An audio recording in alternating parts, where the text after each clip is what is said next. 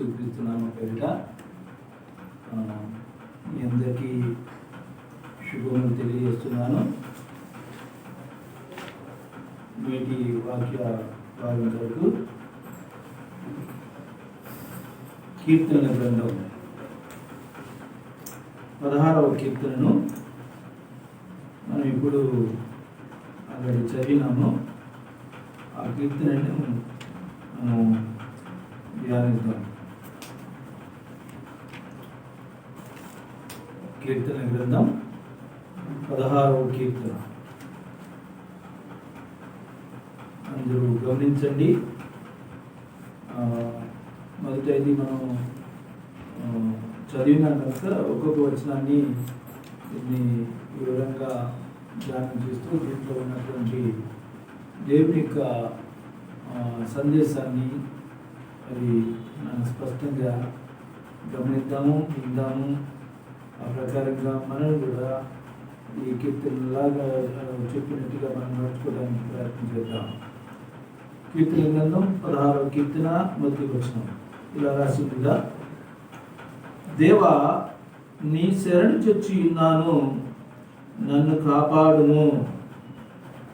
నీవే ప్రభుడవు, నీకంటే నాకు క్షేమాధారమేది లేదని యెహోవాతో నేను మనవి చేయుదును. నేను ఇలాగందును: భూమి మీదనున్న భక్తులే శ్రేష్ఠులు, వారు నాకు కేవలం ఇష్టలు. యెహోవాను విడిచి వేరొకరిని అనుసరించు వారికి శ్రమలు విస్తరించును. వారు అర్పించు రక్త పానీయార్పణలను నేను అర్పింపను, వారి పేర్లు నా పెదవులనెత్తను. యెహోవా నా స్వాస్థ్య భాగము, నా పానీయ భాగము, నీవే నా భాగమును కాపాడుచున్నావు. గమనించండి అందరూ. ఇక్కడ నేను 5 వచనాల వరకు చదివాను. దీన్ని మళ్ళా ధ్యానించిన తర్వాత అన్ని చదివే కంటే ఈ 5 వచనాలను మనం ఇంత గమనించిన తర్వాత మిగతా వచనాల్లో మనం ఆ విషయాలను కూడా దైవ సంగతులను మనం తెలుసుకుందాం. ఈ 16వ కీర్తన ఇది మరి చాలా శ్రేష్టమైన కీర్తన.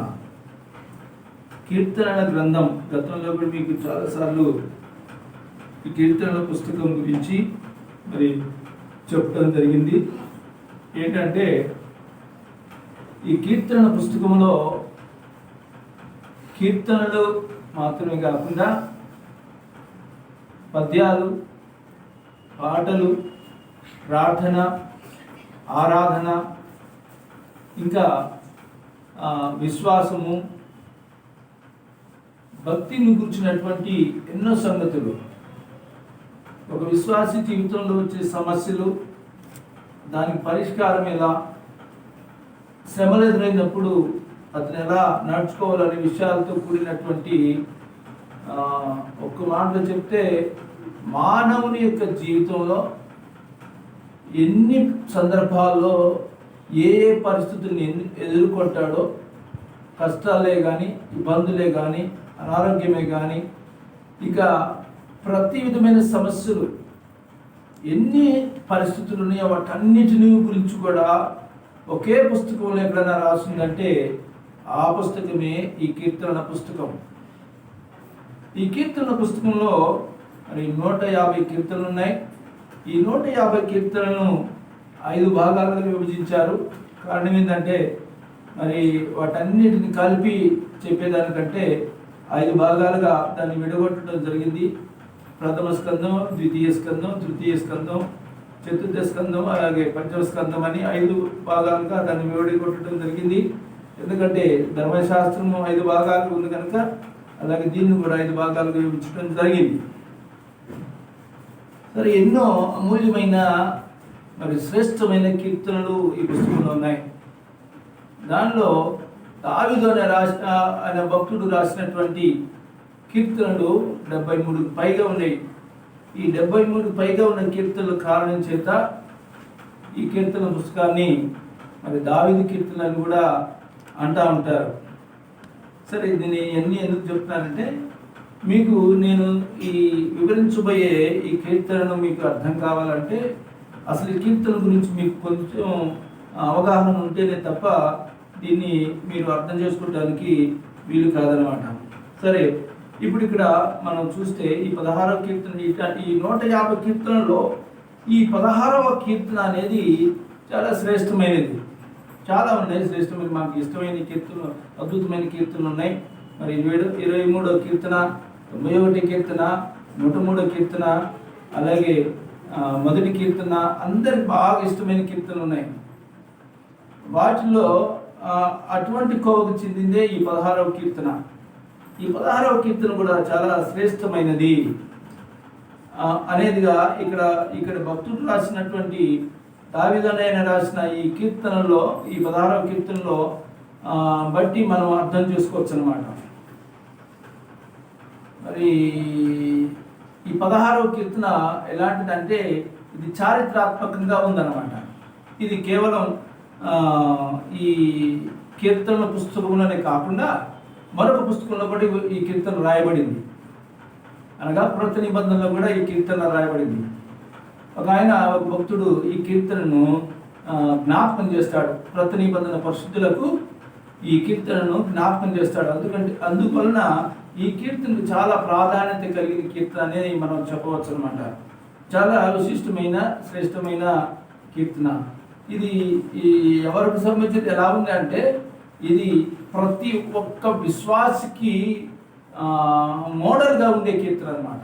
ఒక మాదిరికరమైన బిలీవర్, మోడల్ బిలీవర్ ఎలా ఉంటాడంటే మీరు తెలుసుకోవాలంటే కనుక ఒక విశ్వాసి ఎలా ఉంటాడు, ఎలా ఉండాలి, అతను ఎలా జీవిస్తాడు, అతను ఎలా భక్తి చేస్తాడు, అతని జీవితం ఎలా ఉంటుంది అనే దానికి మీకు ఒకవేళ తెలుసుకోవాలి, చూడాలి, గ్రహించాలని అనుకుంటే ఈ కీర్తన చదివితే సరిపోతుంది. చదివి దానిలో ఉన్న అర్థాన్ని గ్రహిస్తే అతడే ఒక మాదిరికరమైన క్రైస్తవుడు, ఒక విశ్వాసి, దేవుని నమ్ముకుని బిడ్డగా ఇతడు ఉంటాడనమాట. ఈ కీర్తన మీరు స్పష్టంగా మీరు విని గ్రహించి దాన్ని అనుసరించగలిగితే మీరు క్రైస్తవ భక్తి చేస్తున్నట్టే.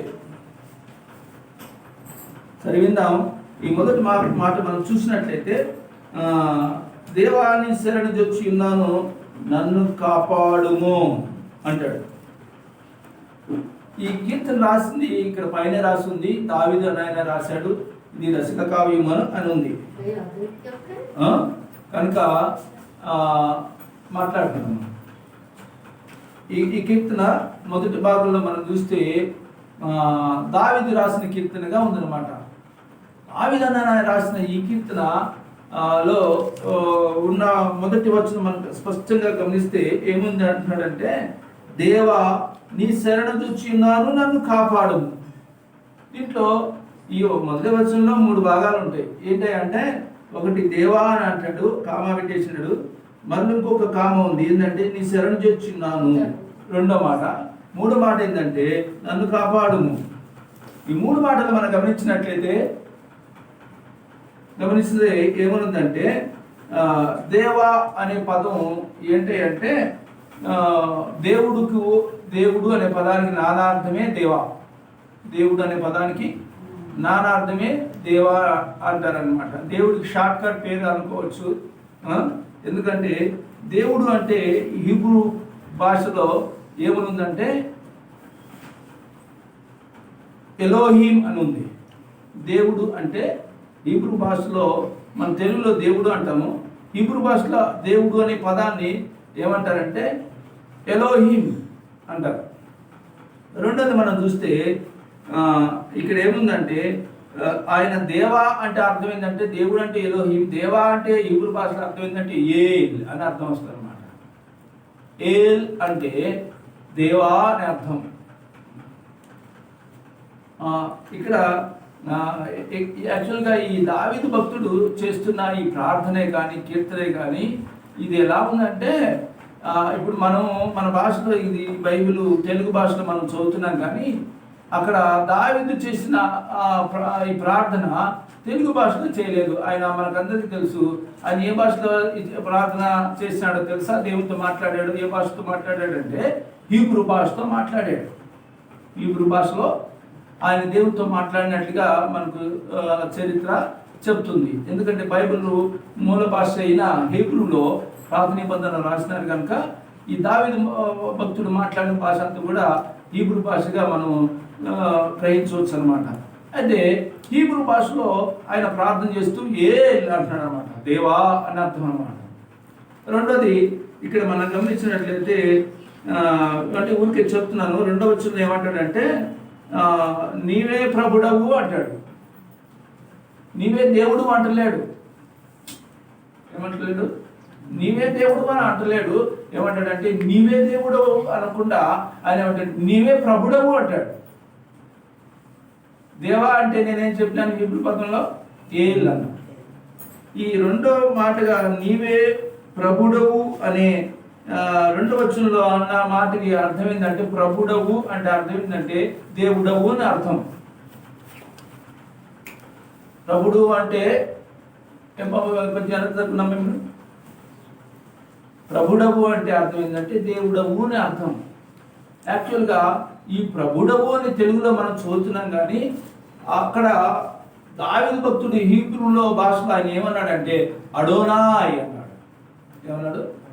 అడోనాయ్, ఏల్ అడోనాయ్, యు ఆర్ మై అడోనాయ్ అన్నాడు అన్నమాట. నీవే నా ప్రభుడవు అంటున్నాడు అన్నమాట. దేవా అంటే ఏం చెప్పినాను నేను? ఏల్.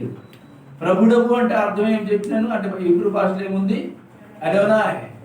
అలాగే మూడవ వచనంలో కూడా ఏముందంటే 4వ వచనంలో చూస్తే 4వ వచనంలో చూడండి ఏముందో, యెహోవాను విడచి వేరొక నశించు వారికి శ్రమలు విస్తరించును అంటాడు. దేవుడును విడిచిని అంటున్నాడు ఆయన. ఇక్కడేమన్నాడు? యెహోవా, దేవా, ప్రభుడవు, యెహోవా. యెహోవా అంటే మీకు తెలుసా? యెహోవా అంటే స్టీవెన్ తెలుసా నీకు? యెహోవా అంటే ఎవరు? అసలు ఆ పేరుకి అర్థమైంది, ఆ పేరు యొక్క విశేషం ఏంటి? దేవుడు అంటే ఊరికే అట్లా వినేసేయటం చదివేయటం కాదు. ఆయన గుణ లక్షణాలని, ఆయన శ్రేష్ట విషయాలను మనం గ్రహిస్తేనే అప్పుడు మనకు దేవుడు అర్థమవుతాడు. కానీ దేవుడు దేవుడు దేవుడు అంటే మీకు ఏం అర్థం కాదు. దేవుడు గురించినటువంటి శ్రేష్టమైన ఆ సత్యాన్ని మీరు గ్రహించినంత వరకు మీకు దేవుడు అంటే ఏమో తెలియదు. యెహోవా అంటే అర్థం ఏంటంటే దాదాపు ఈ బైబిల్లో పాత నిబంధన గ్రంథంలో యెహోవా అనే పదం, యెహోవా అనే వర్డ్ దాదాపు 6,000కు పైగా 6,800 సార్లు పైగా రాస్తుంది. ఎన్నిసార్లు రాస్తుంది? 6,000కి పైగా రాస్తుంది సార్లు. 6,000 ఎబో టైమ్స్ అని రాస్తుంది యెహోవా అనే పదం. ఇంతకీ యెహోవా అనే ఈ తెలుగులో రాయబడిన పదం, ఈ తెలుగులో మనం మాట్లాడుతున్న యెహోవా అని యాక్చువల్గా అది హీబ్రూలో ఏ పదం ఉందో తెలుసా మీకు? దావీదు అసలు ఏమన్నాడు? యెహోవా అనలేడు దావీదు. మరి ఏమన్నాడు అంటే హీబ్రూలో ఆయన భాష లేదు కదా. ఆయన భాషలో ఏమన్నాడు? యావే. యెహోవా అన్న పదానికి అర్థం ఏంటి హీబ్రూలో? యావే. తెలుసా మీకు? ఆయన అసలు వాడిన పదం ఏంటంటే యెహోవా అనే పదము హీబ్రూలో ఏమంటారు? యావే. యావే, ఏల్, అడోనాయ్ ఇవన్నీ కూడా దేవునికి నానార్థమైన పేర్లు అన్నమాట. దేవుడు అనే పదానికి నానార్థాలు ఇవి. అంటే భక్తులు ఆనాటి దినాల్లో ప్రవక్తలు భక్తులు దేవుడిని ఎలా పిలిచేవారంటే ఈ విధంగా పిలిచేవాడు అనమాట. ఏల్, అడోనాయ్, ఎల్ షడాయ్, అడోనాయ్, యావే, ఎలోహీం, ఇలా వాళ్ళు దేవుణ్ణి సేవిస్తూ ఉండేవారు.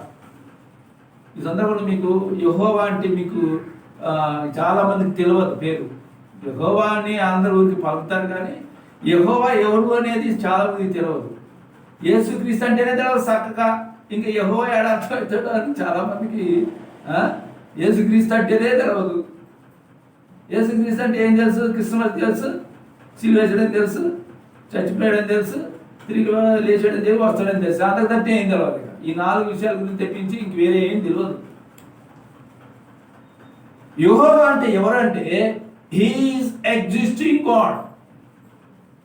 ఆయనే సృష్టికి మూలం, ఆయనే విశ్వానికి మూలం, ఆయనే సర్వాంతర్యామి. He is the start and end. అంటే ఆయన ఆల్ఫా ఒమేగా. ఆయనకు ముందు ఎవరు లేరు, ఆయన తర్వాత కూడా ఎవరు లేరు. ఆయన ఒక్కడే దేవుడు. చాలా మంది దేవుళ్ళు దేవతలు అని పిలువబడచ్చు, కానీ యెహోవా మాత్రమే దేవుడు. యెహోవా తప్ప వేరే దేవుడు లేడు.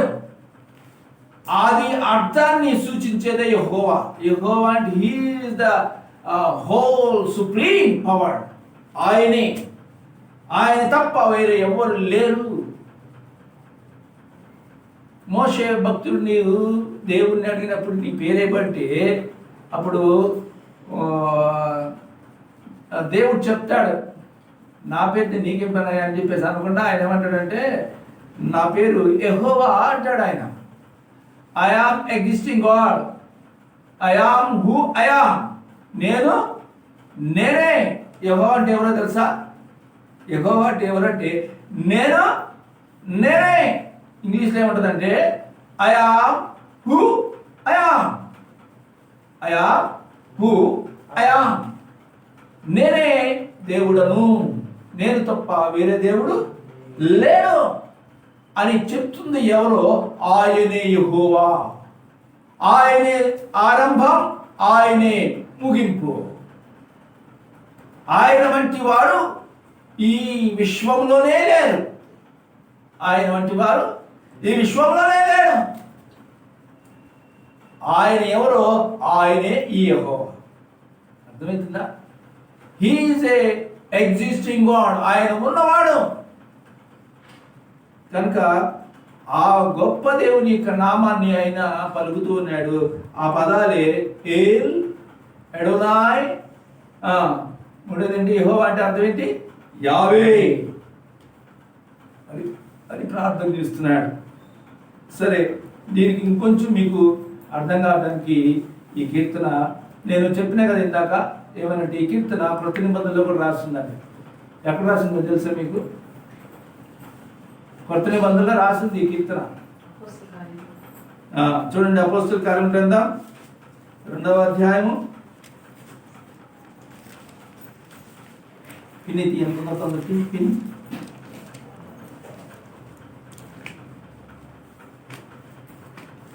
అపోస్తల కార్యం గ్రంథం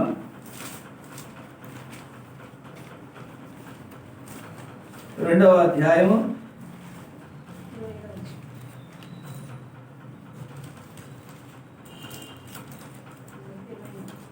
24వ వచనం చూడండి.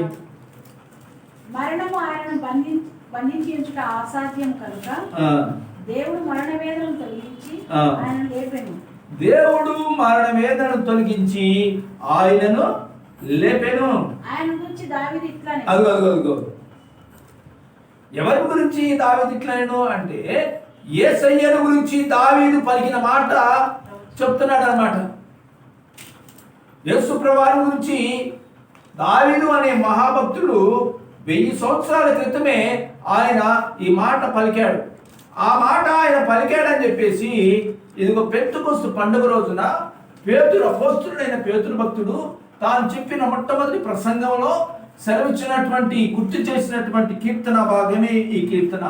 ఆ ప్రసంగంలో 2 పాత నిబంధన విషయాలను కోట్ చేస్తాడు. ఒకటి యోవేలు రాసిన ప్రవచనం అయితే రెండోది దావీదు రాసిన ప్రవచనం. ఒకటి యోవేలు రాసిన ప్రవచనం అయితే రెండోది ఏంటి? దావీదు రాసిన ప్రవచనాన్ని ఇక్కడ ఆయన కోట్ చేస్తాడు. ఏమని కోట్ చేస్తున్నాడు చూడండి. ఆయన గురించి అనగా యేసు ప్రభువాని గురించి దావీదు ఇట్లా నేను ఏమన్నాడు చూడండి. నేను ఎల్లప్పుడూ నా ఎదుట ప్రభువును చూచుచుంటిని. ఆయన నా కుడిపార్శ్వమున ఉన్నాడు కనుక నేను కదల్చబడను. కావున నా హృదయం ఉల్లసించెను, నా నాలుక ఆనందించెను, మరియు నా శరీరం కూడా నిరీక్షణ కలిగి నిలకడగా ఉండును. నీవు నా ఆత్మను పాతాళంలో విడిచిపెట్టవు, నీ పరిశుద్ధిని కుళ్ళు పట్టనీయవు. నాకు జీవ మార్గం తెలిపితివి, నీ దర్శనం అనుగ్రహించి నన్ను ఉల్లాసంతో నింపెదవు. సహోదరులారా, ఆ. మూల పురుషుడకు దావీదును గురించి ఆ. మీతో నేను ధారాళంగా మాట్లాడవచ్చు. ఆ. అతను చనిపోయి సమాధి చేయబడేది. అతని సమాధి నేటి వరకు మన మధ్య ఉన్నది. అతడు ప్రవక్త అయి ఉండేది. చూసారా, అతడు ఏమై ఉన్నాడంట? ప్రవక్త అయి ఉండేది కనుక అతని గర్భఫలం నుండి అతని సింహాసనం మీద ఒకరిని కూర్చుండబెట్టుదును అని దేవుడు తనతో ప్రమాణపూర్వకంగా ఒట్టు పెట్టుకున్న సంగతి అతడు ఎరిగి, క్రీస్తు పాతాళంలో విడువబడలేదనియు ఆయన శరీరం కుళ్ళిపోలేదనియు దావీదు ముందుగా తెలుసుకుని ఆయన పునరుత్థానం గురించి చెప్పాడు. అదుగో దేవుని గురించి ఆయన ప్రకటించాడంట. యేసు ప్రభువారి యొక్క పునరుత్థానం గురించి ప్రకటించింది ఈ 16వ కీర్తనలోనే. The resurrection of Lord Jesus Christ గురించి ఆయన చెప్పినటువంటి అద్భుతమైన కీర్తన. ఇందుకీ మనం ఆ భాగం ఎక్కడుందంటే 2వ భాగంలో ఉంటుంది. ఆ 6వ వచనం నుంచి మనం చదివితే ఇప్పుడు ఆ పేతురు గారు చెప్పిందంతా అక్కడే ఉంది. చూడండి, ఇప్పుడు చూద్దాం 2వ భాగాన్ని. కీర్తనలు 16 6వ వచనం నుంచి చూడండి.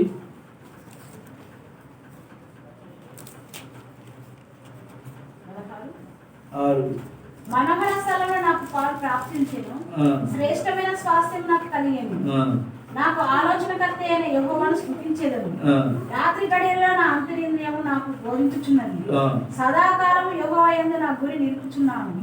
ఆయన నా కుడిపార్శ్వమందు ఉన్నాడు కనుక నేను కదల్చబడను. అందువలన నా హృదయం సంతోషించుచున్నది, నా ఆత్మ హర్షించుచున్నది, నా శరీరం కూడా సురక్షితంగా నివసించుచున్నది. ఎందుకనగా నీవు నా ఆత్మను పాతాళంలో విడిచిపెట్టవు, నీ పరిశుద్ధుని కుళ్ళు పట్టనియ్యవు, జీవ మార్గమును నీవు నాకు తెలియజేసేదవు. నీ సన్నిధిని సంపూర్ణ సంతోషం కలదు, నీ కుడి చేతిలో నిత్యము సుఖములు కలవు. ఆమేన్. ఇప్పుడు వారికి అర్థమైందా?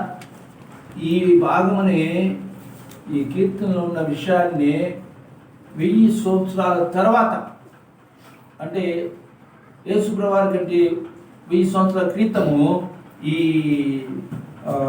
భక్తుడైన దావీదు పలికిన మాట ప్రవచనం కీర్తన అన్నమాట. యేసు ప్రభువారి గురించినటువంటి ప్రవచనాలు కీర్తన గ్రంథంలో మనకు రాసి ఉన్నాయని గతంలో మనం చదివినాం. లూకా సువార్త 24వ అధ్యాయం 44వ వచనంలో స్పష్టంగా రాసింది. ఎందుకంటే యేసు ప్రభువారే చెప్పారు అన్నమాట. ఏమని? నా గురించి అంతటా ఆయన మోషే ధర్మశాస్త్రంలోను ప్రవక్తల గ్రంథంలోను కీర్తనలలోను నన్ను గురించి రాయబడినవన్నీ నెరవేరవలనని నేను మీ యొద్ద ఉండినప్పుడు మీతో చెప్పిన మాటలు నెరవేరినవని వారితో చెప్పాను. ఇప్పుడు మీకు అర్థమైంది అనుకుంటాను. ఇది ఈ కీర్తనలో యేసు ప్రభువారు గురించినటువంటి మాటలు ప్రవచన రీతిగా ముందుగానే దావీదు భక్తుడు చెప్పాడు. ఇది దావీదు భక్తుడు యేసు ప్రభువారి గురించి చెప్పాడని మనకెలా తెలిసిందంటే, ఇదిగో పేతురు భక్తుడు మళ్ళా దాన్ని రిపీట్ చేసి చెప్పాడు. ఏమని చెప్పాడు?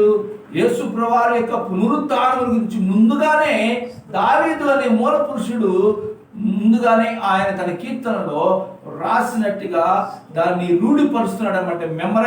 రిమెంబర్ చేస్తున్నాడు, గుర్తు చేస్తున్నాడు.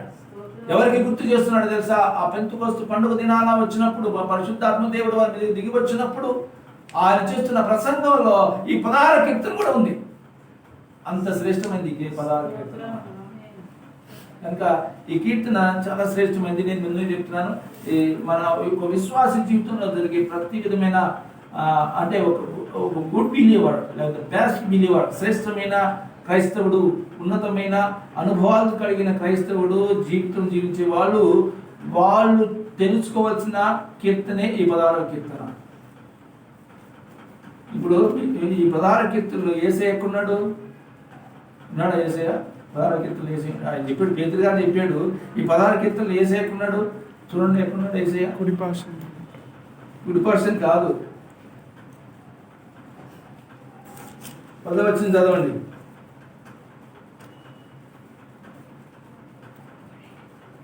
పదవచనంలో ఏముంది? ఎందుకనగా నీవు నా ఆత్మను పాతాళంలో విడిచిపెట్టవు, నీ పరిశుద్ధుని కుళ్ళు పట్టనియ్యవు. నీ పరిశుద్ధుని ఎక్కడున్నాడు యేసయ్య? 10వ వచనంలో ఉన్నాడు. నీ పరిశుద్ధిని కుళ్ళు పట్టనియ్యవు.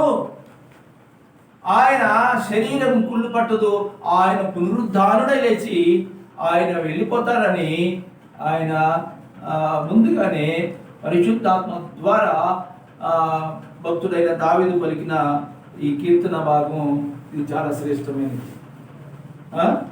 సరే, ఇప్పుడు ఒక్కొక్కటిగా మనం గమనిస్తే చూద్దాం. చూడండి, దేవాన్ని శరణుజొచ్చినాను, నన్ను కాపాడుము. ఒక విశ్వాసి చేయవలసినటువంటి శ్రేష్టమైన, కలిగి ఉండవలసినటువంటి శ్రేష్టమైన లక్షణం ఇక్కడ కనబడతా ఉంది.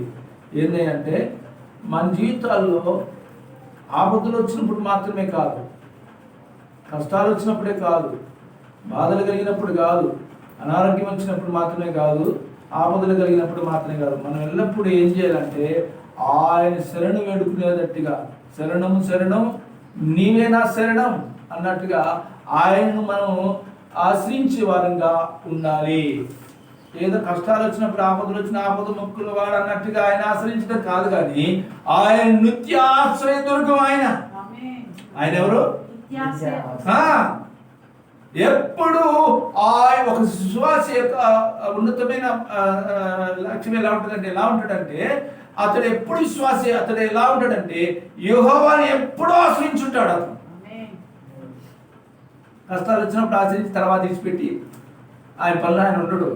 అది విశ్వాస యొక్క లక్షణం కాదు. విశ్వాస యొక్క లక్షణం ఏంటంటే అతనికి ఎప్పుడు నిత్యము ఆయన ఈ దేవుడైన ఈ యెహోవా అనగా యావే, ఎల్, ఎలోహీం, ఎడోనాయ్ అనే విధంగా ఆయన నిత్యము ఆయన ఆశ్రయించే వ్యక్తిగా ఒక విశ్వాసి ఉంటాడని నిదర్శనంగా ఇక్కడ రాయబడి ఉందన్నమాట. మనం ఎప్పుడు ఆశ్రయించాలి దేవుణ్ణి అంటే మనం నిత్యము ఆయన ఆశ్రయించిన వారిగా ఉండాలి. మనం ఎప్పుడు కాపాడబడతా ఉంటామంటే ఇదిగో ఆపదలు వచ్చినప్పుడు కాపాడబడతాం, మిగతా లేదు అన్నట్టు కాదు. మనం నిత్యము ఆయన చేత కాపాడబడే ప్రజలు ఎవరైనా భూమి మీద ఉన్నారంటే వారే క్రైస్తవులు, దేవుని చేత నిత్యము కాపాడబడేవాళ్ళు. ఎప్పుడు కాపాడబడతాము? ఏదో అప్పుడు ఇది చేస్తాడు కాపాడబడి చేత కాదు. దేవుని నమ్ముకున్న ఒక విశ్వాసి యొక్క జీవితం ఎలా ఉంటుందంటే నిత్యము కాపాడబడేది. ఎవరైనా ఉన్నారంటే వారే క్రైస్తవులు. అందుకే ఈయన అంటాడు, నన్ను కాపాడుము. ఇంగ్లీష్లో చాలా మంచిగా ఉంటుంది, protect me O God because I am depend upon you. దేవా, నీ యందు నేను నమ్మికించి నిన్ను నేను ఆశ్రయించాను కనుక నీవే నన్ను కాపాడుము. ఇప్పుడు విశ్వాస హృదయం నుంచి రావాలి. విశ్వాస హృదయం నుంచి ఎప్పుడు తలంపై ఎలా ఉండాలంటే, ఇప్పుడు స్టీవెన్ దేవుడు నమ్ముకున్నాడు కదా, దేవుడు అంటే దేవుడిని యేసువారిని నమ్ముకున్నప్పుడు నీ హృదయం ఎలా ఉండాలంటే ఎప్పుడు ఆయన ఆశ్రయించే వారిగా ఉండాలి. ఎప్పుడు నిత్యము నిత్యాశ్రయ దుర్గం. ఆయన మంచి పాట ఉంది, నిత్యాశ్రయ దుర్గమైన యేసే అని. కనుక అలాగా ఈ మొదటి వచనం అది చెప్తా ఉందన్నమాట. రెండవ వచనం చూస్తే నీవే ప్రభుడవు, నీకంటే నాకు క్షమాధానం ఏది లేదని యెహోవాతో నేను మనవి చేయుదును. చూసారా ఏమని మనవి చేస్తాడంట? నీవే ప్రభుడవు. ఎవరు ప్రభుడు అంటే నీవే. నీవే అంటే ఎలోహీం, ఎడోనాయ్, యావే అని ఎవరైతే ఉన్నారో ఆయన్నే ప్రభువు అని పిలుస్తున్నాడు. ప్రభువు అనగా దాని అర్థం ఏంటంటే అదోనాయ్. అదోనాయ్ అంటే ఆయన సర్వాధికారి అయిన దేవుడు. ఆయన ప్రభువు అంటే అర్థం ఏంటంటే దేవుడు అని అర్థం. ప్రభువు అంటే అర్థం ఏంటంటే పరిపాలన చేసేవాడు అని అర్థం, తన ప్రజలను పరిపాలించే దేవుడు అని అర్థం. కనుక ఆ దేవుణ్ణి ఇతను ఎలా చెప్తున్నాడంటే నన్ను పరిపాలన చేసేవాడు నీవే అంటున్నాడు. నీవే ప్రభుడు అంటే నన్ను పాలించువాడు నీవే, నన్ను నడిపించువాడు నీవే. నా జీవితాన్ని పూర్తిగా పరలోకమందు చేరేంత వరకు కూడా నన్ను నడిపించువాడు నీవే. నీవు తప్ప తర్వాత ఏముంది? నీకంటే క్షేమాధారం ఏది లేదు. అదిగో క్షేమాధారం ఏది లేదంట. క్షేమాధారం ఏది లేదు. నీకంటే క్షేమాధారం. ఇది చాలా అద్భుతమైన మాట పలుకుతున్నాడు. మన జీవితంలో క్షేమం కలగటానికి మనం ఎన్నో ప్రయత్నం చేస్తాం. క్షేమం ఉండడం, భద్రంగా ఉండాలి. ఇప్పుడు ఈ టైంలో ఇంకా ఎక్కువ భద్రంగా ఉండాలి. జాగ్రత్తలు పాటించని జాగ్రత్తలు పాటిస్తా అంటారు కదా, అవునా కదా? ఏమన్నారు?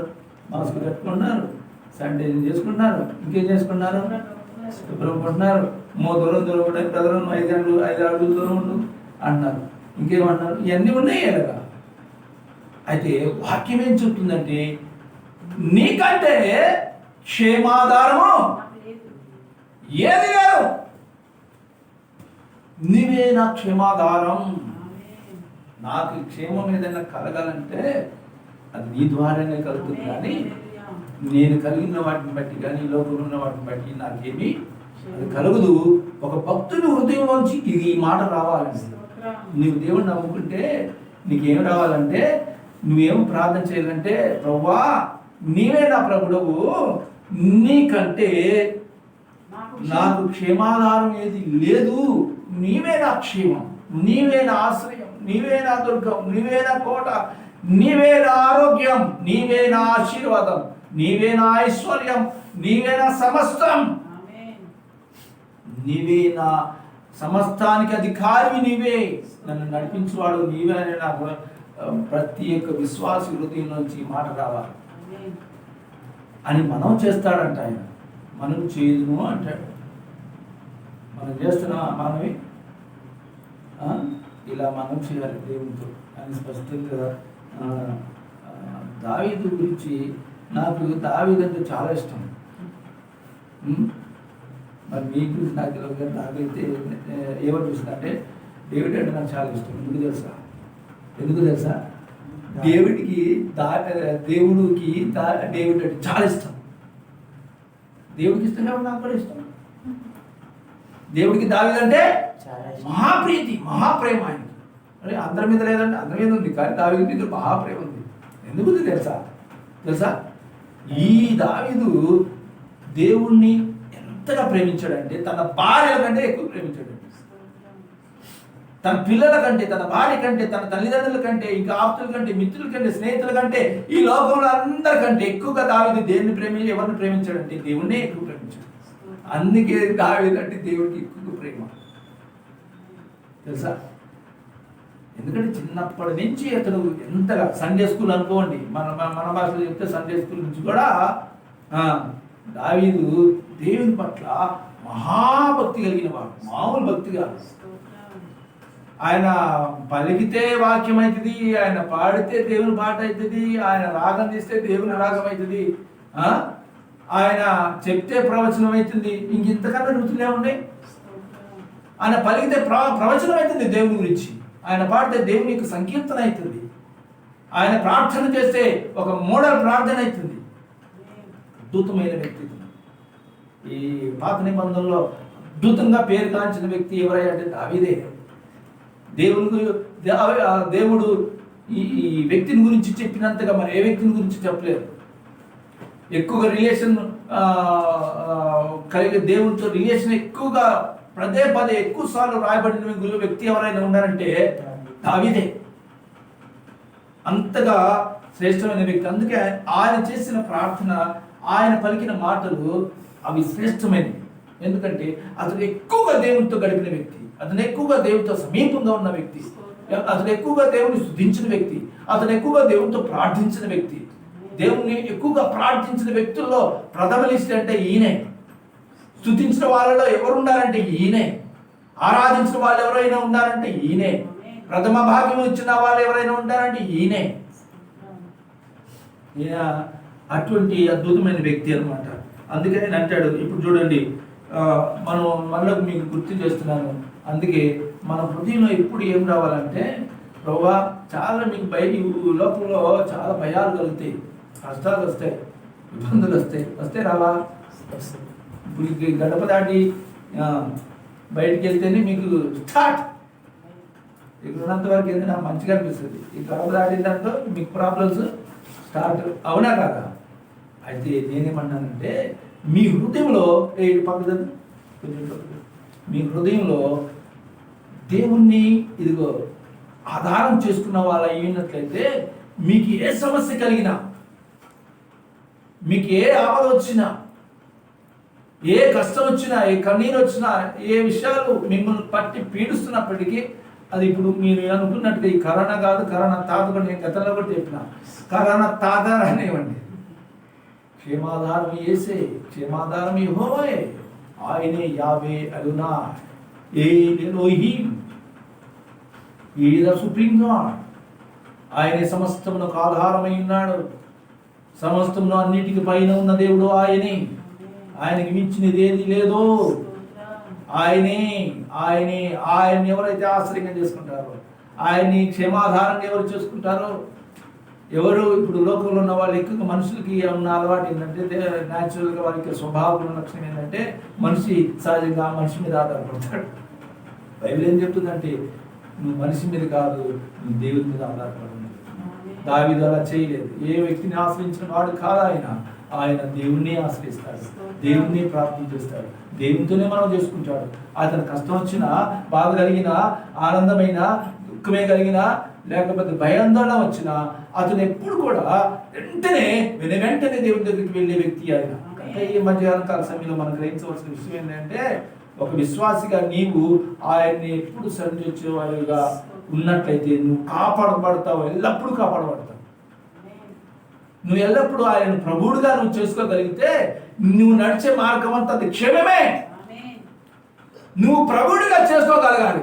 ఆయన ఏమంటున్నాడు, నీవే ప్రభుడవు, నీకంటే నా క్షేమాధానం లేదు. ఏది మనల్ని క్షేమంగా వచ్చేది ఈ లోకంలో అంటే అడోనాయ్ అడోనాయ్ అడోనాయ్ అడోనాయ్ అంటే ప్రభు. ఆయనే మనకి క్షేమాన్ని కలిగిస్తే దేవుడైనాడు. ఈ క్షేమం కోసం, కాపాడబడటం కోసం లోకంలో మనుషులు చాలా రకాలుగా ప్రయత్నం చేస్తూ ఉంటారు. క్షేమం ఉండాలి, హాయిగా ఉండాలి, హాయిగా ఉండాలి, హాయిగా ఉండాలి, హాయిగా ఉండాలి, హాయిగా ఉండాలి, నాకు ఏ కష్టం అవుతుంది, నాకు ఏ బాధ అవుతుంది, నాకు ఏ హాయిగా ఉండాలని అనుకుంటే కనుక నువ్వేం చేయాలి తెలుసా? ఇదిగో నీవే నా ప్రభుడు అని చెప్పాలి. చాలా మంది ఖర్చులు పెడతారు దీని గురించి, చాలా రకాలుగా ప్రయత్నాలు చేసి చాలా విధాలుగా ఖర్చు పెట్టి ప్రయత్నాలు చేస్తుంటే బైబిల్ ఏం చెప్తుందంటే, నువ్వు కనుక ఆయన ఆశ్రయించగలిగినట్లయితే, నువ్వే నా ప్రభుడు అని నువ్వు అనగలిగినట్లయితే అంతకంటే క్షేమం భూమి మీద నీకు మరి ఎక్కడ దొరకదు. తర్వాత 3వ వచనం ఏముందంటే, ఎలా అంటున్నాడు, భూమి మీద ఉన్న భక్తులే శ్రేష్ఠులు, వారు కేవలం నాకు ఇష్టలు. దీని అర్థం ఏంటి? ఎవరు ఈ భక్తులు, ఎవరు ఈ శ్రేష్ఠులు, వాళ్ళు ఇష్టలు. దావీదుకు దేవుడి తర్వాత కొంతమంది ఇష్టం అంటారు. దావీదుకి దేవుడు, నేను చెప్పినా కదా, దేవుడు అంటే మహాప్రాణం, మహా ఇష్టం. అయితే ఆ దేవుడి తర్వాత కూడా కొంతమంది ఇష్టం అంటే ఇష్టలు అంట ఆయనకి. ఆయన అంటున్నాడు, నేను ఇలాగందును ఏమని అంటే, భూమి మీద ఉన్న భక్తులే శ్రేష్ఠులు, వారు నాకు కేవలం ఇష్టలు. మీకు ఎవరైనా ఇష్టలైన వారు ఉన్నారా? దావీదుకు ఉంటారంట. దావీదుకి ఎవరున్నారు? ఇష్టమైన వాళ్ళు ఉన్నారు. వాళ్ళు ఎవరంటే భూమి మీద ఉన్న భక్తులే అంటున్నాడు. ఈ భక్తులు ఎవరు? ఎవరి భక్తులు అంటే దేవునికి భక్తులు. భక్తులు ఎవరంటే, భక్తులు అనే యాక్చువల్గా ఇది పాత నిబంధనలు ఎక్కువ వాడిన పదం. కాకపోతే దీని కొత్త పరిభాషలో మనం చూస్తే ఏముంటుందంటే పరిశుద్ధులు అని అర్థం. దేవుని పరిశుద్ధులు అని అర్థం. భక్తులు ఎవరయ్యా అంటే భూమి మీద ఉన్న భక్తులు అంటే భూమి మీద ఉన్న పరిశుద్ధులు అని అర్థం. దావీదుకి దేవుడి తర్వాత ఎక్కువగా ఎవరు ఇష్టమో తెలుసా? భూమి మీద ఉన్న పరిశుద్ధులే ఇష్టం అంట. దీన్ని ఏం చెప్పబడుతుంది అంటే, ఇట్ ఈస్ ద ఫెలోషిప్. దీనికి సహవాసానికి గుర్తు ఇది. దేవుడి తర్వాత ఎక్కువగా దావీదు ఎవరిని ప్రేమించేవాడంటే ఇది పరిశుద్ధుల్ని ప్రేమించేవాడు అంట. ఆయన వారిని ఇష్టలుగా చేసుకున్నాడంట. అర్థమవుతుందా? ఆయన వారిని ఇష్టలుగా చేసుకున్నాడంట. కనుక మనం గమనించవలసిన విషయం ఏంటంటే, మరి మనం ఎవరిని ఇష్టలుగా చేసుకోవాలంటే మనం కూడా దావీదులాగానే చేయాలి. ఏమని చేయాలి? భూమి మీద ఉన్నటువంటి పరిశుద్ధులని మనం ఇష్టలుగా చేసుకోవాలి. పరిశుద్ధులతో సహవాసం చేసేవారుగా ఉండడానికి సహవాసాన్ని గుర్తుగా ఈ మాట అక్కడ తెలియజేయబడతా ఉందన్నమాట. మనం దేవునితో సహవాసం చేసేవారు ఉండాలి. రెండోది ఆయన ప్రజలైనటువంటి పరిశుద్ధులతో సహవాసం చేసేవాళ్ళగా ఉండాలి. వారిని మనం ఫ్రెండ్స్గా చేసుకోవాలి. అంతేగాని మనకి ఇష్టం వచ్చినట్టుగా మనం చేసుకునేది ఉంటే అది విశ్వాస యొక్క లక్షణం కాదు. తర్వాత 4వ వచనం ఏముందంటే, యెహోవాను విడిచి వేరొకరిని అనుసరించు వారికి శ్రమలు విస్తరించును, వారు అర్పించు రక్త పానీయార్పణను నేను అర్పింపను, వారి పేర్లు నా పెదవులను ఎత్తను. ఇక్కడ ఏమంటాడంటే, ఈ భూమి మీద ఉన్న భక్తులకి, ఆయన భక్తులు కనుక విశ్వాసులు ఎవరైతే ఉన్నారో వాళ్ళు కొన్నిసార్లు ఏం చేస్తారంట, కొంతమంది యెహోవాను విడిచిపెట్టే వాళ్ళు కూడా ఉన్నారంట. యెహోవాని విడిచిపెట్టేసి వాళ్ళు మళ్ళీ ఏం చేస్తారంట, వేరొక వారిని అనుసరిస్తారంట. అలా కనుక ఎవరైనా చేస్తే వాళ్ళకి ఏమవుతుంది, శ్రమలు విస్తరిస్తాయి. అయ్యో ఈ దేవుడు నమ్ముకుంటే నా కష్టాలకు నేను చూస్తే నీకు కష్టాలు కాదు, నీకు శ్రమలు ఎక్కువైతాయి అంట, దాని డబల్ రెట్టింపు అవుతాయి అంట. అర్థమవుతుందా? ఒక్కసారి నువ్వు దేవుని విశ్వసించిన తర్వాత, దేవుని నమ్ముకున్న తర్వాత, దేవుని ఆశ్రయించిన తర్వాత ఆ దేవుని విడిచిపెట్టి వెళ్ళకూడదు అనేది దావీదు భక్తుడు స్పష్టంగా తెలియజేస్తున్నాడు. చాలామంది వెళ్ళిపోయిన వాళ్ళు వాళ్ళ జీవితం ఒకటే గుర్తుపెట్టుకోండి, దేవుడు నేను ముందే చెప్పిన యెహోవా అంటే ఆయనే అల్ఫా ఒమేగా, ఆయనే ఆది అంతం. ఆ ఆది అంతమైన సర్వశక్తివంతుడైన ఎల్షడ్డాయ్ అయిన అడోనాయ్ అయిన ఆ దేవుని ఎలోహిం అయిన ఆ దేవుని నిన్ను విడిచిపెట్టి నువ్వు వేరే ఎక్కడికి వెళ్తే నీకు క్షేమం ఎక్కడ దొరుకుతుంది? నీకు ఆరోగ్యం ఎలా వస్తుంది?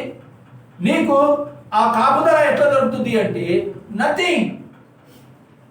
అందుకే భక్తుడైన దావీదు ఏమంటాడంటే, యెహోవాను విసర్జించి ఆయన కాకుండా వేరే వారిని ఎవరైనా వెళ్ళి ఆశ్రయిస్తే వారికి శ్రమలు విస్తరిస్తాయి. అయితే నేను వాళ్ళని చూశాడు, ఈయన వెళ్ళిపోయిన వాళ్ళని చూసి ఆయన ఏమన్నాడంటే, వాళ్ళు అర్పించినట్టుగా రక్త పానీయార్పణను నేను అర్పించును, కనీసం అసలు వారు ఎవరినైతే అనుసరిస్తున్నారో వాళ్ళ పేరు కూడా నేను ఎత్తను అంటాడు. చూసారా? మనం కూడా అలాగే ఉన్నాం. As a believers we should అంటే మనం ఏమని అన్నారంటే, ఎప్పుడు నిత్యం ఆయన నామాలు మన నోట ఉండాలంటే, వేరే నామం మన నోట ఉచ్చరించుకోవాలి. పలకను కూడా పలకకూడదంట. అదే ఇక్కడ చెప్తున్నాడు దావీదు. ఎత్తను, పేర్లు కూడా ఎత్తను. అర్థమవుతుందా? అది దేవుడు అంటే. ఆయన మహారోషం కలిగిన దేవుడు, సర్వశక్తిమంతుడు. ఆయన కాకుండా వేరొకరిని ఆశ్రయిస్తే అది ఆయన సహించేది కాదు. కనుక మనం గ్రహించవలసింది ఏంటంటే, కనీసం వాళ్ళ పేర్లు కూడా ఎత్తకూడదంట. వాళ్ళ రక్త పానీయార్పణ అర్పిస్తారంట. వాళ్ళు రక్తం అర్పిస్తారు, పానీయాలు కూడా అర్పిస్తారంట. అలా అర్పించడం కాదు, అసలు ఆ దేవుళ్ళ పేరు, ఆ యెహోవాను కాకుండా వేరే దేవుని ఆశ్రయించే వాళ్ళ దేవుళ్ళ పేర్లే ఎత్తకూడదంట. ఆయన చెప్తున్నాడు స్పష్టంగా. ఒక నిజమైన విశ్వాసి భక్తుడు ఏం చేస్తాడంటే ఇలానే ఉంటాడు. తర్వాత 5వ వచనం ఏమంటాడు, యెహోవా నా స్వాస్థ్య భాగము, నా పానీయ భాగము, నీవే నా భాగం కాపాడుచున్నావు అంటాడు. యెహోవా నా స్వాస్థ్యము అంటే అర్థం ఏంటంటే, స్వాస్థ్యం అంటే ఆస్తి, లేకపోతే ప్రాపర్టీ. ఈ లోకంలో చాలామంది చాలా రకరకాల ఆస్తులు కలిగిన వాళ్ళు ఉన్నారు, రకరకాల ఆస్తులు కలిగిన వాళ్ళు. కానీ ఎవరు శ్రేష్ఠులో తెలుసా? యెహోవాని స్వాస్థ్యంగా కలిగిన వాళ్ళు శ్రేష్ఠులు. ఆమేన్. హల్లెలూయా. నీకు ₹1 ఉంటే ఉండొచ్చు కాక, ₹1 అంటే మా దగ్గరికి ఎక్కువ ఉన్నాయి, 100 కోట్లు ఉన్నాయి. ఎకరాలు 500 ఎకరాలు ఉన్నాయి, 600 ఎకరాలు, 1000 ఎకరాలు కూడా ఉన్నాయి. వాళ్ళు శ్రేష్ఠులు కాదు. శ్రేష్ఠులు ఎవరో తెలుసా? యెహోవాని స్వాస్థ్యంగా కలిగిన ప్రజలు శ్రేష్ఠులు. వారికంటే ఆస్తి కలిగిన వాళ్ళు భూమి మీద ఎవరు లేరు. అయ్యో నాకు ఇది సొంత ఇల్లు లేదే, అయ్యో మాకు సొంత ఇల్లు లేదే, అయ్యో మాకు ఆస్తి లేదే, అయ్యో మాకు ఒక కనీసం 10 సెంట్లు కూడా భూమి లేదే, అయ్యో మాకు సొంత ఇల్లు లేదే, మాకు పదిలింగా ఉండడానికి ఏం లేదే అని నువ్వు అనుకో. అవసరం లేనే లేదు. యాజ్ ఎ బిలీవర్ నువ్వేం కలిగి ఉన్నారంటే, యెహోవాని స్వాస్థ్యంగా కలిగి ఉండాలి. యెహోవాని ఆమేన్. స్వాస్థ్యంగా హల్లెలూయా. యావేని స్వాస్థ్యంగా కలిగి ఉండాలి. ఆమేన్. అదే నీ ఆస్తి. ఆమేన్. ఆయన్ని నీ ఆస్తి అయినట్లయితే ఈ భూమి మీద అంతా నీదే. ఆమేన్. ఈ భూమి అంతా ఎవరిది? తండ్రిది. సూర్యుడు ఎవరిది? చంద్రుడు ఎవరు?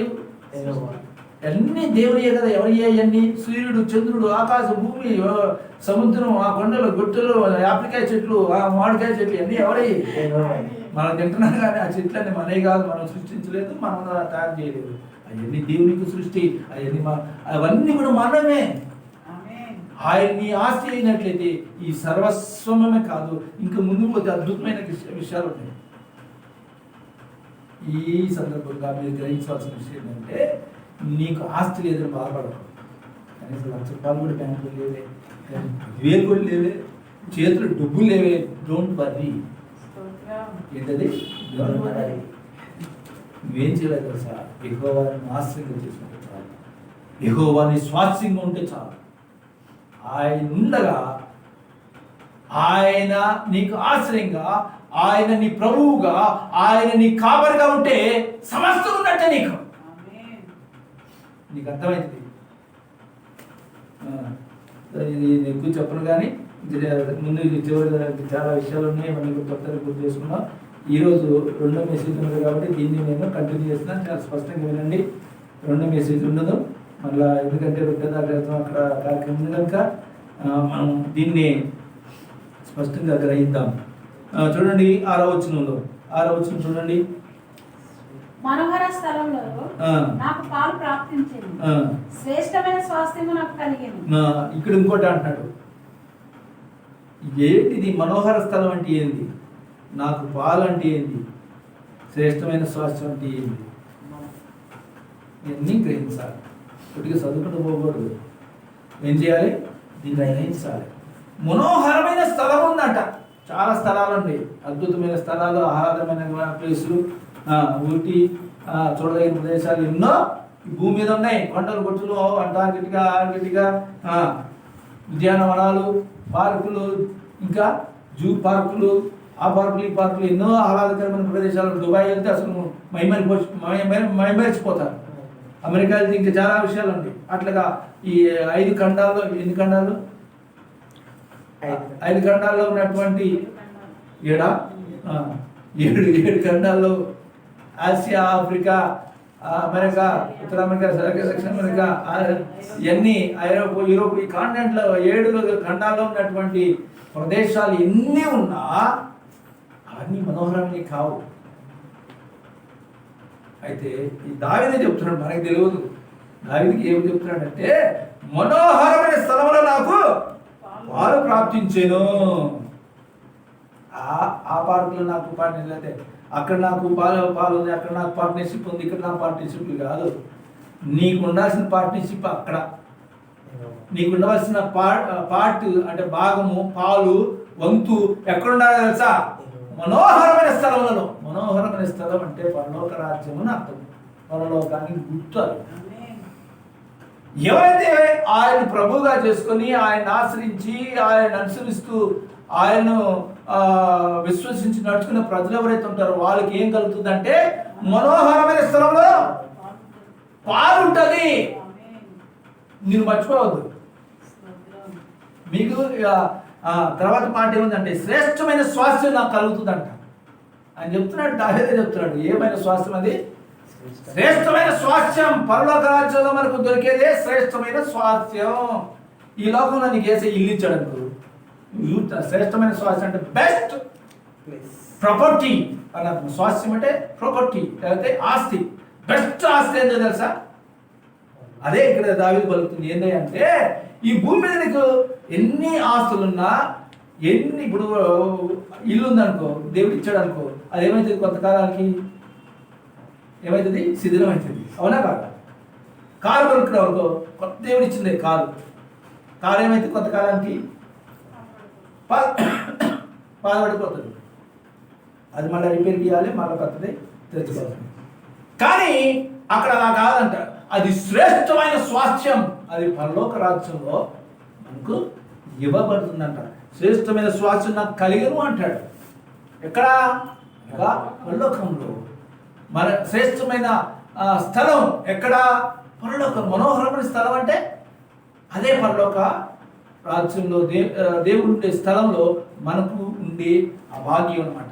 మీరు గుర్తుపెట్టుకోండి. ఒక విశ్వాసం, నేను చెప్పినా కదా, ఒక విశ్వాస యొక్క జీవితం ఎలా ఉంటుందంటే అంత స్పష్టంగా ఉంది.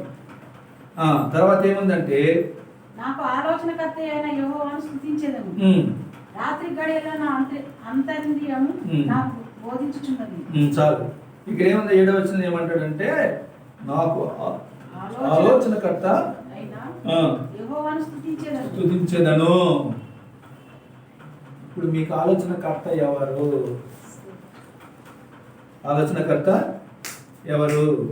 మీరు గమనించుకోండి. ఏమనుందంటే, యెహోవాయే నాకు ఆలోచన కర్త. మీ ఆలోచన ఎవరు నడిపిస్తున్నారు? నీకు అసలు ఆలోచన ఇచ్చేది ఎవరు అనేది మీరు గుర్తుపెట్టుకోండి. ఆలోచనకి కర్త యేసయ్య పేరు, యేసయ్యకి ఇంకో పేరు అదే ఆలోచనకర్తే. ఆశ్చర్యకరుడు, ఆశ్చర్యకరుడు, ఆలోచనకర్త. ఎవరు? యేసయ్య. ఆ యేసయ్యే ఆలోచనకర్త. యెహోవాయే నాకు ఆలోచనకర్త అని దేవుడు దావీదు భక్తుడు పలుకుతున్నాడు. మీకు కలిగే ఆలోచనలు ఏవైతే ఉన్నాయో అవన్నీ కూడా దానికి కర్త, క్రియ మొత్తము అది దేవుని ద్వారా నువ్వు కలిగి ఉన్న వ్యక్తిగా ఉండాలి. అది ఆయన ఏమంటాడంటే, నాకు రాత్రి గడియలలో నా అంతర్యం నాకు బోధించుతున్నది. అంతరింద్రియము అంటే అర్థం ఏంటంటే హృదయమే. ఆ హృదయమే అతనికి చెప్తుందనమాట. ఇంకో చోట ఏముంటుంది అంటే, కిడ్నీ అని ఇంగ్లీష్లో చూస్తే, ఇంగ్లీష్లో చూడు ఏముంది, చదువు, ఇంగ్లీష్లో చదువు, 7th verse చదువు.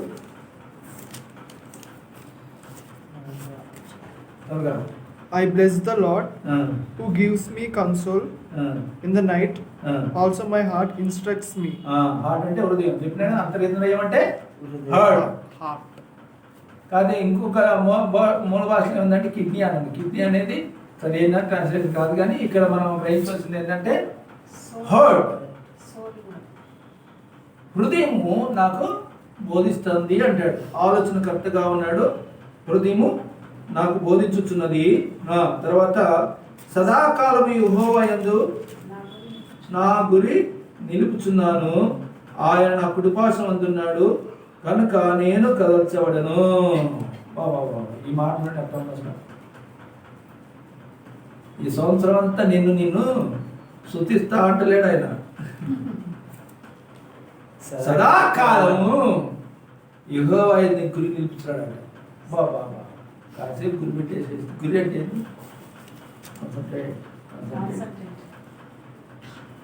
గురి పెట్టాడు చూసా.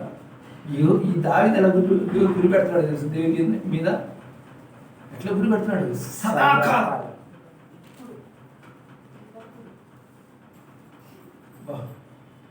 అందుకే నేను చెప్పినాను, దావీదు చాలా ఇష్టం. అర్థమైందా? దావీదు ద్వారా ఎన్నో గొప్ప గొప్ప సత్యాలను దేవుడు మనకు బయలుపరిచాడు. అంత మహా వ్యక్తి, పేరున్న వ్యక్తి దావీదు భక్తుడు అన్నమాట. మనం ఎప్పుడు కూడా ఎలా ఉండాలంటే సదాకాలం దేవుడి మీద గురిపెట్టేవారంగా మనం ఉన్నట్లయితే అప్పుడు మనకి ఏమైతుందంటే, ఇప్పుడు చెప్పబడుతుంది చూడండి, ఆయన నా కుడి పార్శ్వమందు ఉన్నాడు కనుక నేను కదల్చబడను అంటాడు. వారు ఎలా ఉంటారంటే, విశ్వాసి అయిన వ్యక్తి దేవుని మీద ఎల్లప్పుడూ గురిపెట్టి ఉంటారు కనుక వారు అసలు ఇక కదలరంట. కరోనా వచ్చిన కదలరు, ఏ కష్టం వచ్చిన కదలరు, తలకిందులైన భూమి కూడా తలకిందులైన కదలరు, సునామీ వచ్చిన కదలరు. ఎందుకు తెలుసా? దేవుడే వారి కుడి పార్శ్వమున ఉన్నాడు కనుక అన్నమాట. అర్థమవుతుందా? దేవుని మీద వారు సదాకాలం గురి నిలుపుతున్నారు కనుక వారిని దేవుడు ఎన్నటికీ కదల్చడు. వారు స్థిరముగా ఉంటారు భూమి మీద. వారి కష్టం వచ్చినా, నష్టం వచ్చినా, బాధ వచ్చినా ఏడ్చు కూర్చోరు.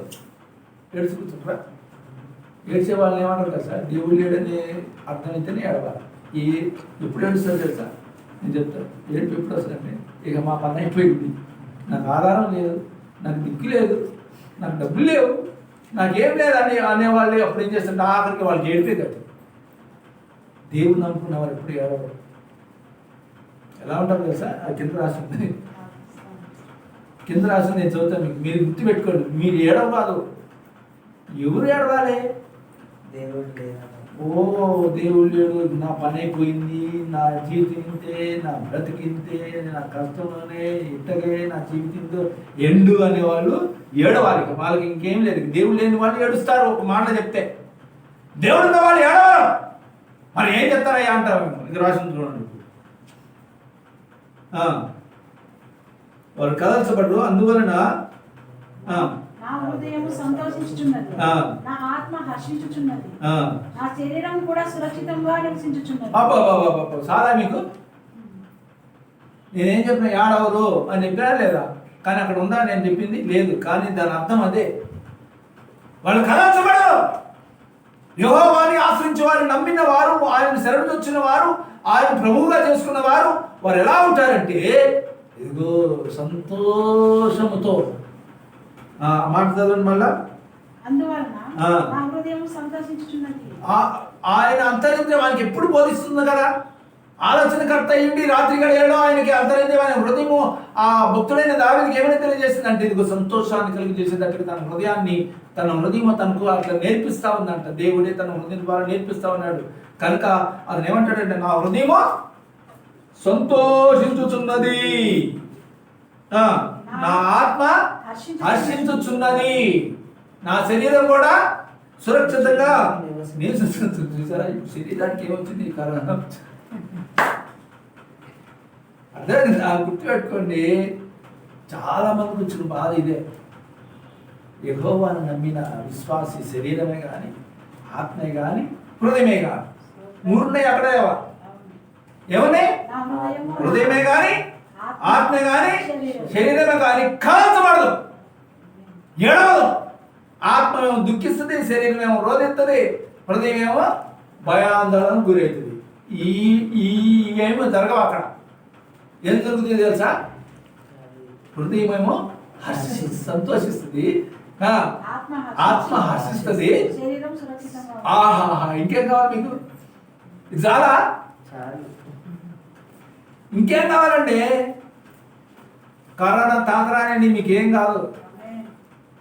మీకు అంటే అర్థం ఏంటంటే ఆ దావీదులాగా ఈ 16వ కీర్తనలో దావీదులాగా మీరు ఉండగలిగినట్లయితే, ఆ ప్రకారంగా మీరు అడుగులు వేయగలిగినట్లయితే మీ ఆత్మ కూడా హర్షిస్తుంది, మీ శరీరం కూడా సురక్షితంగా ఉంటుంది, మీ హృదయం కూడా సంతోషిస్తుంది. దాని అర్థం అది. ఒక విశ్వాసి యొక్క జీవితంలో ఎలా ఉంటుందంటే నీ ఆత్మ, శరీరము, ప్రాణము, నీ దేహము అనగా శరీరము సురక్షితంగా ఉంటుందండి. మీకు ఎందుకు బాధ? కాపాడేది ఆయన, క్షేమాలను ఆయనే, రక్షించేది ఆయనే, కాపాడేది ఆయనే, సురక్షితంగా ఉంచేది ఆయనే, డబ్బులు ఓడించేది ఆయనే, ఆస్తి ఇచ్చేది ఆయనే, పర్లోక రాజ్యం స్థానం ఇచ్చేది ఆయనే. ఎన్నున్నాయి? మంచిగా ఉందా కీర్తన? ఇన్ని మాటలు ఇక్కడ విశ్వాసం గురించిన, భవిష్యత్తు గురించిన, భక్తి గురించినటువంటి శ్రేష్టమైన సత్యాలు మరెక్కడ కనపడవు. ఒకే కీర్తనలో మొత్తం ఉంది అక్కడ. కనుక మీరు ఎప్పుడు ఏడవకండి. కరోనా అవుతుందేమో బాధపడకండి. కరోనానే కాదు, ఆర్థికంగా కానీ, కష్టాలు కానీ మీరు ఇది దేవుడు చెప్తున్న అద్భుతమైన నేర్పిస్తున్న పాఠం. As a believer, as a Christian, ఈ లోకంలో ఉన్నంత వరకు మీకు కష్టాలు వస్తాయి, బాధలు వస్తాయి, ఇబ్బందులు కలుగుతాయి, రోగాలు వస్తాయి, సమస్యలు వస్తాయి, వేదన కలుగుతాయి, బాధలు వస్తాయి. అయినా మీరు కదల్చబడరు. గుర్తుపెట్టుకోండి, మీ శరీరం సురక్షితంగా ఉంటుంది, మిమ్మల్ని కాపాడేది యేసయ్యే, మిమ్మల్ని ఓదార్చేది ఆయనే, మిమ్మల్ని సురక్షితంగా సంతోషింపజేసేది, ఆనందింపజేసేది ఆయనే. ఆయనే ఆయనే మీరు ఆయన ఆశ్రయంగా చేసుకోగలిగినట్లయితే, ఆయన శరణు వచ్చినట్లయితే, ఆయన ప్రభుగా చేసుకోగలిగినట్లయితే మీకు దేవుడు ఏమేం చేస్తాడు తెలుసా? ఆస్తిస్తాడు, ఇంకా మనోహర స్థలంలో స్థలం ఇస్తాడు. యెహోవాయే మీకు స్వాస్థ్యం ఉంటాడు, మనోహరమైన స్థలంలో స్వాస్థ్యం ఇస్తాడు. ఇంకేం చేస్తాడు తెలుసా? పాలు ఇస్తాడు, తర్వాత శ్రేష్టమైన స్వాస్థ్యం కూడా ఇస్తాడు. అంతమందిరే కాదు, ఈ భూమి మీద ఉన్న కూడా అంతవరకు కూడా మిమ్మల్ని హాయిగా సురక్షితంగా ఉండేటట్టుగా చూసేది కూడా ఆయనే. అన్నాడా లేదా? మన ఆత్మ, మన శరీరం, మన హృదయం, ఈ మూడే ఇంపార్టెంట్. ఆ మూడింటిని ఆయన క్షేమంగా ఆనందించేటట్టుగా సంతోషింపజేసేటట్టుగా చేసేది నీవు ఉండలేవు. కానీ నువ్వు ఆయన ప్రభువుగాను కాపరిగాను ఆశ్రయంగా చేసుకోగలిగినట్లయితే నీ జీవితం కూడా ఎలా ఉంటుంది? నీ హృదయం హర్షిస్తుంది, నీ ప్రాణం అనగా మీ శరీరం సురక్షితంగా ఉంటుంది, నీ హృదయం హర్షిస్తుంది, నీ ఆత్మ హర్షిస్తుంది, నీ హృదయం సంతోషిస్తుంది. చాలు కదా. దేవుడే నీకు స్వాస్థ్యమై ఉన్నాడు. నీకు మిగిలింది ఆశ్రయం ఉంది, అద్భుతంలో ఉంది. తర్వాత ఏముంది? ఎందుకనగా నీవు నా ఆత్మను పాతాళంలో విడిచిపెట్టవు, నీ పరిశుద్ధుని పుళ్ళు పట్టనీయవు, జీవ మార్గమును నీవు నాకు తెలియజేసేదవు, నీ సన్నిధిని సంపూర్ణ సంతోషం కలదు, నీ కుడి చేతిలో నిత్యము సుఖములు కలవు. చాలు. ఇప్పుడు మీరు గమనించండి,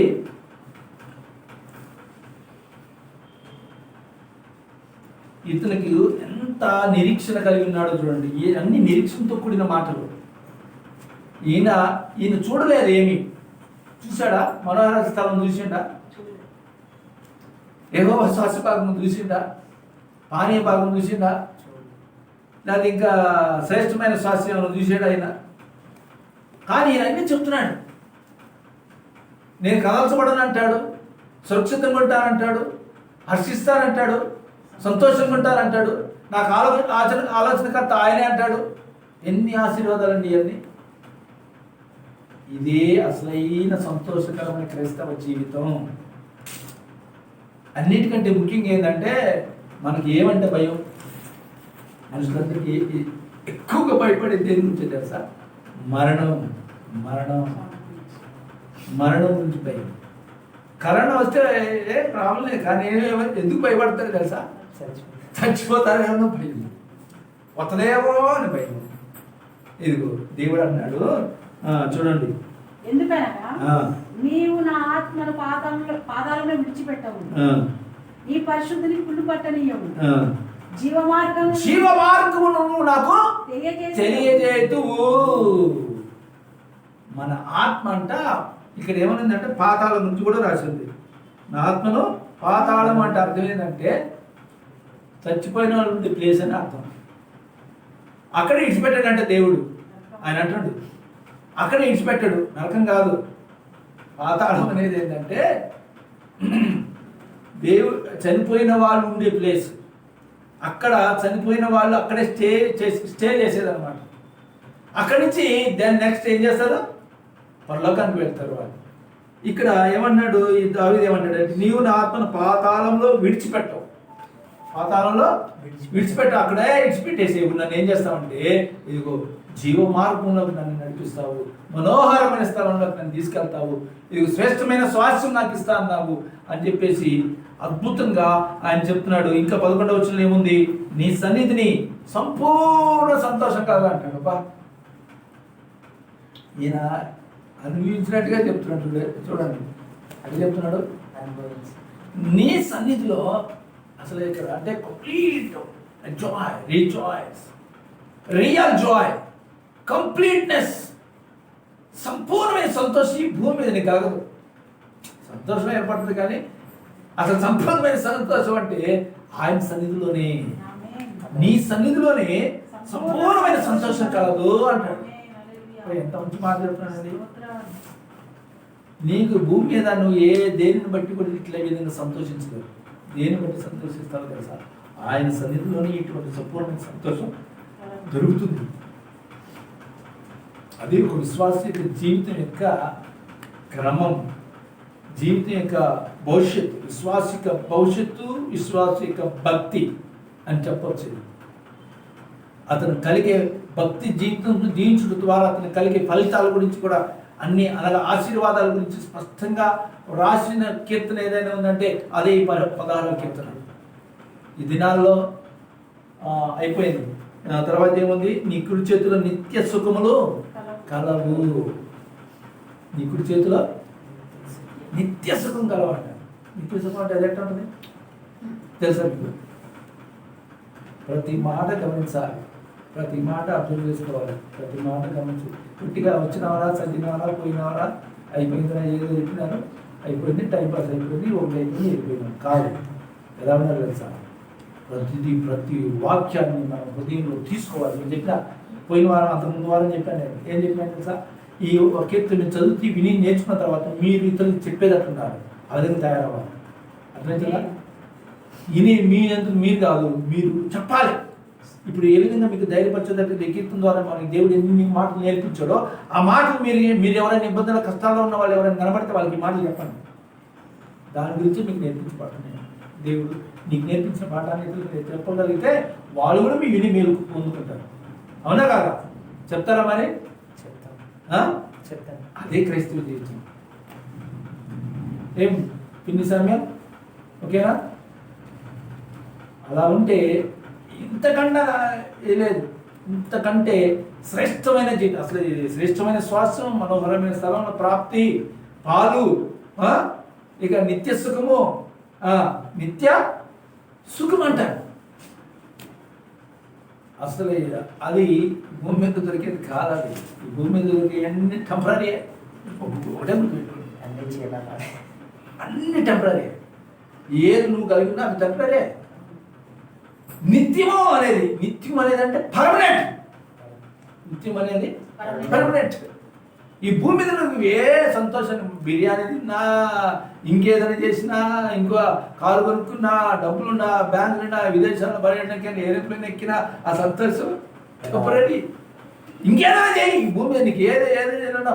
ఇప్పుడు కొంతమందికి ఎట్లా సంతోషం అవుతుందంటే, ఎట్లా సంతోషం అవుతుంది తెలుసా? ₹1,00,000 ఫోన్, ఆండ్రాయిడ్ ఫోన్ కొనుక్కున్నాడు అనుకో, అసలు భూమి కాలేదు తిరుగుతాడు, అందరూ చూపిస్తారు. వాడి సంతోషం పట్టలేదు.